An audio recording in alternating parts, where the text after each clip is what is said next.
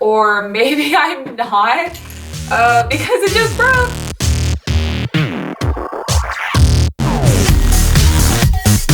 What's up everyone, it's your girl with blue hair here back today. We are going to do another makeup tutorial. I'm still testing out this eyeshadow palette here called Proof is in the Pudding. This guy is really cool inside. I love that everything is named by pudding names. It's super cute. It's got some really nice matte shades here with a good mix of shimmer shades as well. Nothing's too crazy. Everything's very neutral. So I think this is like a really good beginner type of eyeshadow palette. I have already primed and prepped my skin. I use the Dr. Organic Snail Gel Day Gel as a primer. I really like that it kind of hydrates my face, but it also leaves it just a little bit tacky.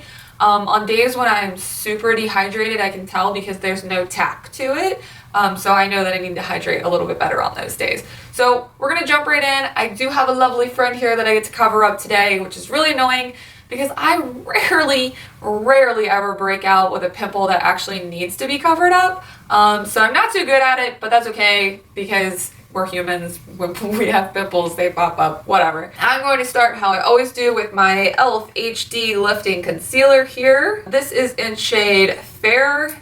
There's only 2 shades of this concealer that they make. I do like it a lot better than the 16-hour camo concealer. I just honestly think that it lasts a lot longer, despite the fact that I actually really love the colors of the camo concealer. But I just don't like how it wears. I just don't think it wears as well. Plus, this ends up kind of just being my color, so it makes doing my makeup a lot easier, or at least it is in my opinion. I am going to use an Ulta Beauty Angled Foundation face brush here to just blend all of this in.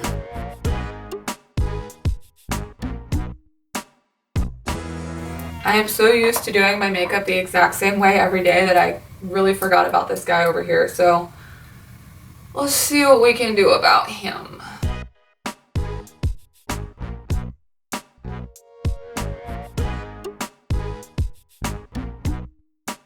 Next up is my foundation, but I don't really use a foundation. I just use this Maybelline Dream BB Cream in 110. And I just put it right on my face. Anytime that I've done this, like by putting it on my finger first or putting it on my brush first, I always end up with too much product. So I'd much rather just put it directly on my face and whatever. I blend this out with an E.L.F. foundation blurring brush. It is nice and domey on top. I find that it doesn't pick up a lot of the product. It really keeps everything like on my face. So I appreciate that. It means that my makeup and my products are going to go a lot further and last a lot longer. And because I kind of just got lazy with cleaning beauty blenders and beauty makeup sponges. So for me and my lifestyle, this is just easier. Alright, so after I get that laid down initially, I like to kind of twirl the brush around so that the angle of it usually ends up angling one way or the other. I just flip it around and kind of push the bristles back in the other direction, and go back over with more stamping motion to make sure that there's no brush marks or streaks or anything. This is usually what I set my under eyes with. It is a banana powder, but it's pretty much just white. And I just use a regular eyeshadow brush for this, like a big fluffy one, to do my under eyes. I find that this product, for me, it's not crease proof, but it does the job well enough for me and my lifestyle. And it's very affordable. And then I put a little bit on my chin because I'm going to add a little highlight in that area later. I usually do a little bit here. I don't know if it actually does anything. And then just because we have this little friend over here, I'm going to pop some on him in hopes that it helps lighten it up a little bit. Maybe, maybe not. I don't know. We'll roll with it. Now we're going to set the rest of the face with a big, huge Ulta powder brush, nice and fluffy. and some Maybelline Fit Me powder foundation. And let's see, I'm actually, oh man, I don't know if I have anything left in this. Yeah, I do. Okay, I've got a little bit in there. So just put it out on the lid, get a little on your brush and kind of stamp it in here. I'm not looking to get any extra color out of this. We're just looking to set the foundation or BB cream, whatever you have down as a base, just to make sure it doesn't move at all. Next up, contour and bronzer. I don't super contour, but I do contour a little bit. I just think with my face shape that it works well. It's what I've been doing. So Bella Beauty powder brush is the brush that I use. Again, it's big and fluffy just like my powder brush is, but it's not as domed as my powder brush. This is more like rounded, I guess. And this is more tightly packed. So I like doing my bronzer with something like this. I'm going to start with the NYC here, Smooth Skin Bronzer. As you can see, this is a fan favorite of mine. For a while, I actually stopped using this product. I just didn't think that it was working as well for me. And I feel like makeup is like that. Lotions are like that. Even like medications and food are like that. One thing can work for years and years and years, and then all of a sudden it just stops. Your body just gets used to it, and that's okay. We like change, especially me. I love change. Constantly rearranging furniture and stuff in my house. Oh Lord. The dogs are behind me and they're about to start wrestling. We'll see how that goes.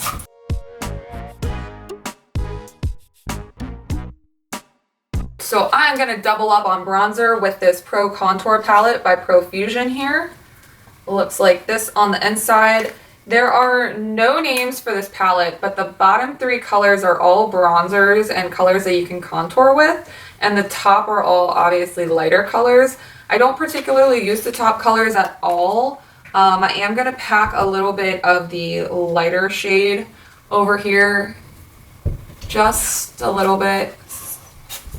Kind of go back and forth to see if I can kind of lighten that area without color correcting it. But then I'm just going to stick to the bottom two shades here. One's a little on the cool side, one's a little on the warm side, so I do like to mix them. And I really focus them in just on the sides here of my cheekbones. And then whatever's left, I just always come back down here just to make sure everything matches.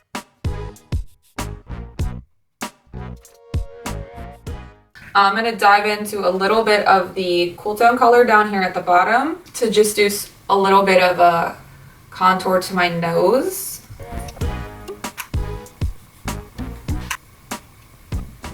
Now I'm going to pick up an Morphe M505 brush here, and I am just going to hit the middle of my nose right across this area. Most people will do this to give themselves like a button nose. I do it because I have a chickenpox scar on my nose, but it's off to the side just here, which most people don't notice unless I'm in an area with like harsh lighting that creates shadows. Then that's really the only time that it shows up and is like very obvious that it's there. But in my mind, if I just put a little bit of shadow right across it, it makes the whole thing look like it's indented and kind of camouflages it a little bit. So I like to use this Morphe brush to do that.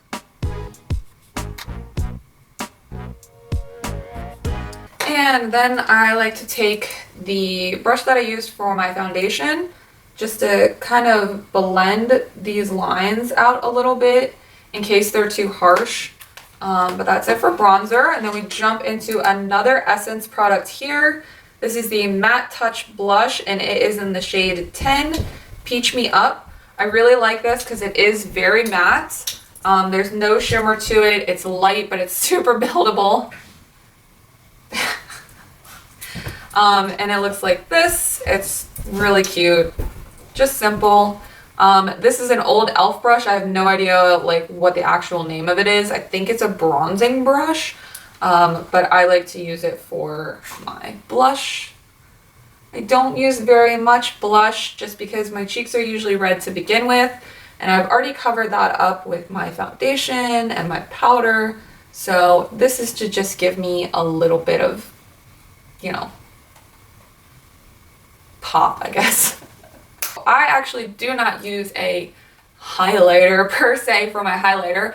I found this product at a TJ Maxx years ago and have been using it ever since. I actually went so far as to purchase multiples of it because I think it's a discontinued product, but it also breaks easily if it's dropped. So this is the KatVonD Thunderstruck Metal Crush Eyeshadow, and the packaging looks like this. It's really a big eyeshadow pan. So we are going to use an E.L.F. highlighter brush. It's nice, like domed tulip shaped, but it's got good precision to it. And we are just going to dip into this eyeshadow here.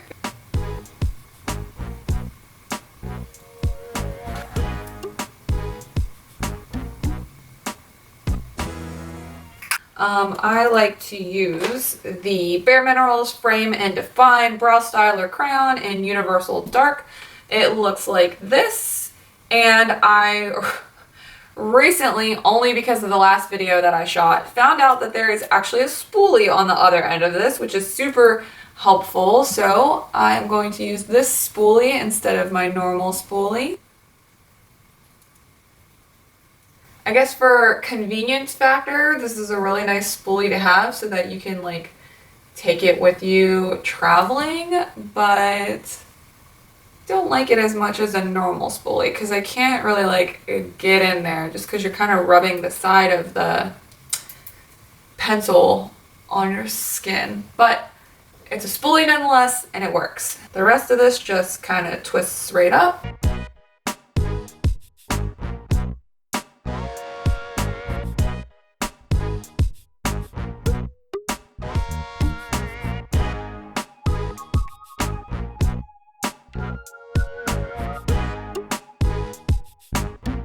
Alright, I'm going to go back to my trusty spoolie. I like the angle of it, so we are just going to kind of brush these bad boys out again. I feel like this helps really fluff in everything that you just did with your pencil. And then we are going to add a little bit more dimension to that using this NYX Tinted Brow Mascara in shade Espresso. It's got a decently small brush on it. However, I do prefer an even smaller brush, but because my eyebrows are big anyways, like it definitely fits in there. But it does the job, it's cost effective, and that's all that matters. Alright, time to jump into the eyeshadow. Let's see, we're gonna go for something a little neutral but slightly amped up, I guess. I'm gonna try and do that today. I am not gonna add primer because I did have that concealer already on my eyelids, and just for me and for what I am doing today, that will be enough. I don't need it to be like super long lasting today or anything like that. So the concealer will be good enough for me. And from prior experience, I am not going to jump straight into Nana Pudding. I'm going to instead dive into Bread Pudding for my transition shade.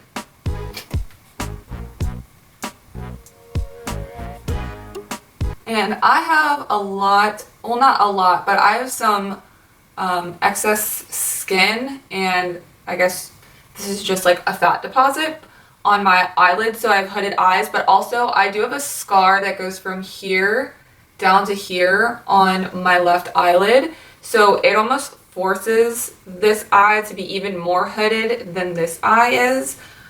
So when I am applying my crease shades, whether they be the transition shade or anything darker or fuller on, I do like to apply it just above that crease because it helps with hooded eyes.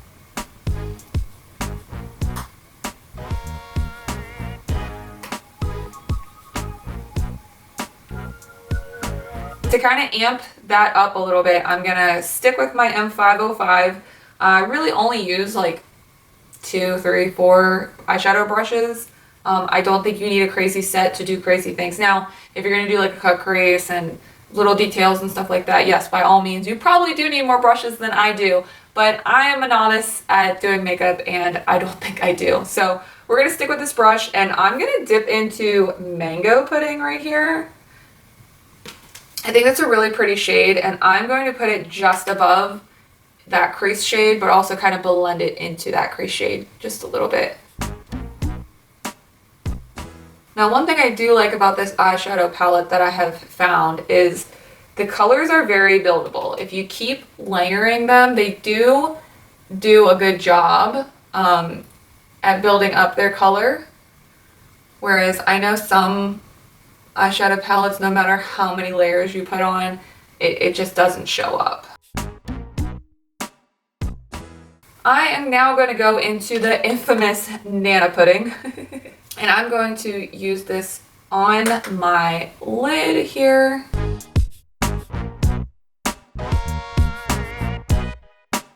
Now I am going to go in with a slightly finer brush here. This is an E.L.F. Crease Brush. It is the same sort of shape as my Morphe M505, but just a little more precise and detailed and a little bit firmer. Whereas this one's nice and fluffy so you can blend things out. This one's great for precision. And I'm going to dive into Rice Pudding here at the top. And this is just going to go into the corners here for some brightness. And I'm really going to pack it in there because I really like the inner corners to be super bright. That's just me and my preference. You don't have to do the same. Okay, now I'm basically just gonna do the same thing I did on the top, but like fading out as a gradation.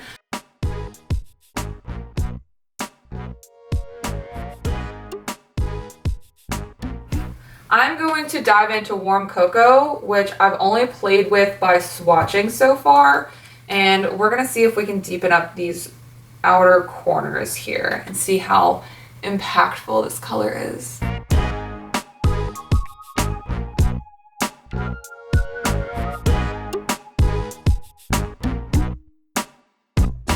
Just gonna take whatever's left here and kind of smudge it down and around. And then I'm also gonna blend it kind of up and out and in the crease too. I'm really bad about kind of like rounding my eyeshadow every day. I try and remind myself not to do that just because, again, my eyelids are kind of hooded and it does make a difference when you have that area on the outside like really rounded. I think that it almost makes your face look really rounded too. But to just bring your eyeshadow a little up and out, I think really helps open up your eyes.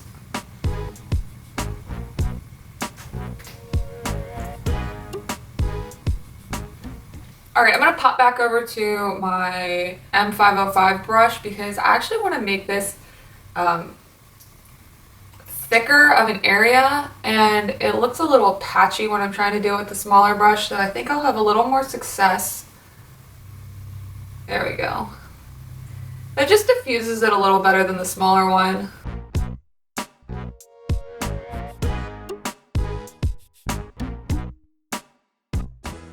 I definitely like how that looks a lot better. All right, I'm gonna pop back into a little bit of Mango Pudding, which is that orange color, just to blend in here.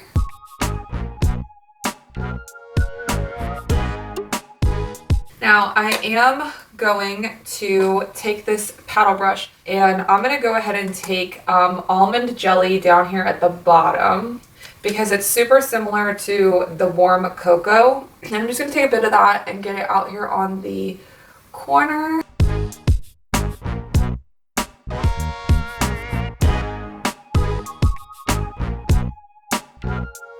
All right, I'm gonna flip this brush over and I am going to go into, let's see, probably butterscotch, just to kind of stick with like a lighter inner corner color. And now that I look at it, let me see, I don't even know if I can use the same brush. Oh yeah, we're good. Okay, just gotta wipe it off. Okay, so we're gonna go in with butterscotch here, and I'm gonna really pack that on this brush and see what it does with a brush. I know it looks good with, oh, it looks good with brush too. I know it looks good with the finger application because that's how I usually use that color the past couple times I've used this palette, but it does a good job just with a brush too. I like it. All right. Going back in with my little small brush into Rice Pudding again, which is that lighter shade here. And I'm just going to blend into Butterscotched with Rice Pudding because I want to make sure I don't have any harsh lines. All right, and then I'm going to take the big brush that I used earlier, or maybe I'm not, because it just broke. Okay, well, we'll just do it like this. I'm just gonna dip into a little bit of bread pudding, just because that want to make sure that glitter doesn't have a harsh line to it. Just the tiniest amount. Honestly, you probably don't even need any extra amount. You could just blend it with your brush and that would probably be sufficient. And I'm gonna highlight with Rice Pudding as well. Now, out of all of the colors in this palette, Rice Pudding definitely has the most kickback in the pan versus the other ones, which don't really have much at all. The glitters don't have any, just the one Rice Pudding color. All right, so now that that's done, I am going to take an angled like eyeliner type of brush here, and I'm gonna dip back into Warm Cocoa, but just for an eyeliner situation. I'm gonna have to pull my mirror closer because I cannot do that from afar. All right, we'll go in with some nude eyeliner on my waterline just to kind of clean that up, but also give me a little bit of a pop down there. It also brightens up your look and it makes you look more awake as well. So pop a little bit of that in there. Jump into my mascara. I am using the Damn Girl mascara. It's very similar, I'd say, to Better Than Sex. However, it's a lot more clumpy and I like that. That's just, I like mascara like that. But also, a lot of people don't like it because it's clumpy, and I think that if you do too many layers all at once, it gets clumpy. But if you take your time to really do kind of thinner layers, I think it turns out a little bit nicer that way. Can you see the difference? So, I'll just leave that alone for a second, go to the other eye, and then I'll come back to it.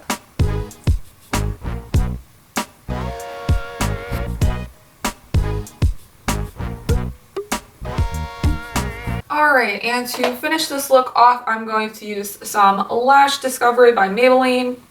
This is waterproof. I do prefer to use waterproof on my lower lashes. I just think because they're so long and they're constantly touching my skin, it almost doesn't matter what brand of mascara I use, it ends up kind of like rubbing and smudging on my lower lash line. So I like to use this one, but also because the brush is so stinky and teeny, I just like it. Really helps you get in there.